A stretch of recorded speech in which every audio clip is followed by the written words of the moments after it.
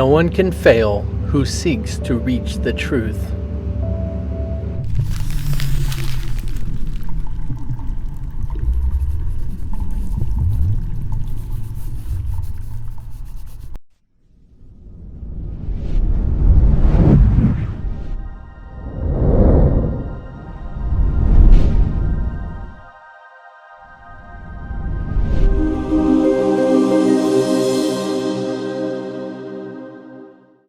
Don't be too discouraged if you don't believe this is true by experience. Now, you might have a little bit of difficulty in recognizing and even making sense out of all of this.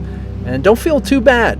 This is okay, because no matter what, every kind of paradoxical concept, every philosophy, every sort of step in any sort of spiritual direction is helpful.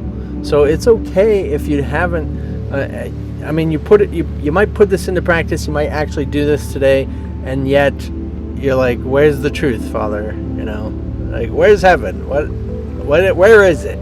Yeah, you can't find a heaven anywhere. What are you talking about? I'm seeking the truth and I did not find it, right? It's okay. It's okay. That's actually kind of common, because we don't recognize what heaven is. And it's so disorienting. It's like, what is going on? We don't know what is what and where is where and who and how many.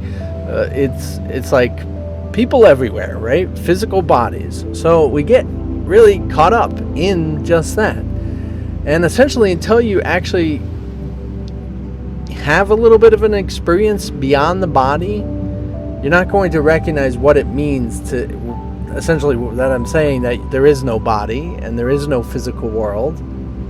And so it's a little confusing. You're like, okay, I can maybe theoretically get that it's all, say the world's all made of atoms and molecules, right?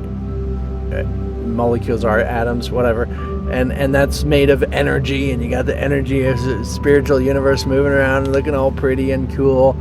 And that makes up everything. But then where's that energy coming from? You got all sorts of little genres and modalities in which you go down, trying to comprehend the philosophy of life and trying to figure it all out. And yes, it's good, it's helpful, it will take you along that journey. Yes, and it's leading you and guiding you to essentially that goal, and recognizing what that goal is and where it is. But really, until you actually have a palpable experience, until you're like mind blown from what just occurred, it's all going to be just concepts and philosophy, right? So that's what, with this lesson, we want to really take it down dirty. You want to get down dirty and get into the dirt. Get into the meditation, get into the practice, really take it to wholeheartedly. Because, if you're not doing that at least several times a week, if you're not trying with several lessons a week, then it's not going to happen just by even rehearsing or memorizing or somehow contemplating all of the lessons. If you're not actually putting it into practice, okay? So we just want to remember and remind ourselves that there is an actual practice that we're attempting to put ourselves through, right? We're actually trying to achieve something, right? So pretty much take this wholeheartedly, that no one can fail who actually wants to seek the truth. And I always emphasize that. Actually wants to seek the truth. You can be like, yeah, I want to seek the truth. Yeah, let's do it. Yeah, it didn't happen. Didn't work for me. So this book's not true, right? So this is not the truth. It has nothing to do with the book. The book's just trying to guide you, trying to show you. It's you that don't want to do it. I know, it sucks. Why do I have to be responsible for me being lost in this world and confused? Why can't it be God? Why can't I blame somebody, anybody else, please? You can blame me, that's fine. I have no problem with that. A lot of people blame Jesus, Give him your sins, right?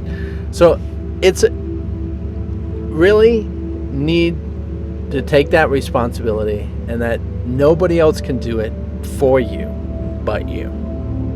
And so it's like, just like trying to sleep.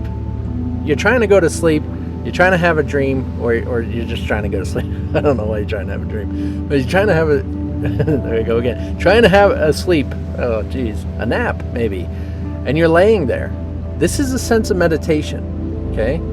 Your mind might be wandering, thinking about all sorts of things. Now, just keep trying to bring your mind back to what that goal is. Even using what this lesson is referred to, and talking about and going to heaven, that you need to see a real, honest to God experience. Show me where it is. Show me heaven. Because it is here. It is right now. It is in this moment. This is it. And yet, the world is a distortion of our minds. Like, it is heaven. It's never been anything else. It's never actually been a physical world. You're insane. Seeing something that is not there. And that's what this is all about. If you want to recognize that you are the one insane. And I used to think of it, and it's kind of fun. Think of, I could be, some other creature, like a monkey, in a rubber room, locked up, tied up. I'm crazy, and just like in a world. I'm Reverend Evan Jesse Byrne. I'm Reverend Evan Jesse Byrne. Yeah, I had an experience, and I'm crazy. Like, I'm actually in another world. I think I'm in this. I think I'm like, hey, I'm Reverend Evan Jesse Byrne, and this is, to recognize it like that, and that means, whoa, I don't know what's real. I don't know what's true. I don't know what's what. I don't know who I am. I don't know anything about it. And if you just even think of it that way, it's yes, that's a fantasy. It's kind of a joke, but it actually does help to think that you are literally crazy and you're in a world seeing people that don't exist. Okay? Because then you have nothing to hold on to. And all you can do is go into the void of your mind. All you can do is go into the experience. And that takes you there. It might not happen overnight, it might not happen this first time, but when it does, it happens. And like for me, I had, yes, a multitude of experiences all throughout this time. I felt like my world changed good 7 times at least. Not just the first time going through the course, but after that, when I started traveling and seeking and everything. But then when it actually happened, I saw heaven. I saw lots of things, energy. You see auras all the time. You see all that good stuff. Yes, that's beautiful. But to actually have this absolute full embodied involvement of what I would refer to as heaven, and complete reversal of thought, recognizing reality as it actually is, it's a whole different story now. It's a whole different ball game. Completely. It literally has flipped over. Like, I used to be dedicated to getting out of the world, getting out of the dream, coming to know God, right?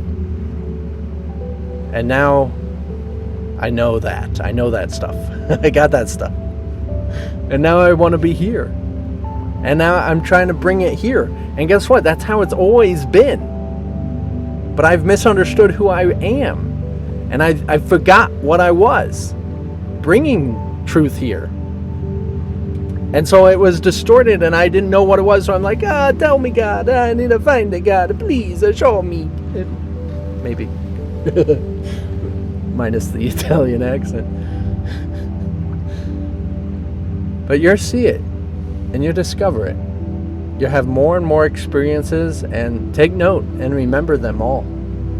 They will hold tight. You will hold tight, dear. Hold dear to your heart. Something lovely to say. Just keep it nice. I mean, English. What is this?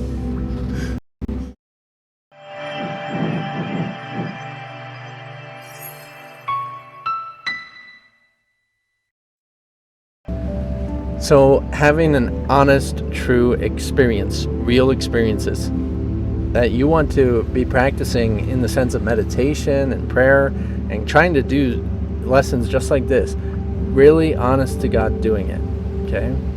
It's serious. If you really want to achieve this or know the truth, even if you just want to be happy and at peace, it's really kind of required to recognize something of yourself beyond the body. Because if you think of yourself as the body and the world and in the world and stuck, you're going to have problems coming up left and right. Sure, you might be able to maintain a pseudo idea of peace for a few days, but then you're going to blow up. And, something's going to get to you. The last straw. Why does the last straw always happen? Why is there always a last straw? And now the last straw comes after 10 straws instead of 10,000, right? You have to see and recognize yourself and the world beyond what you have thought of it to be.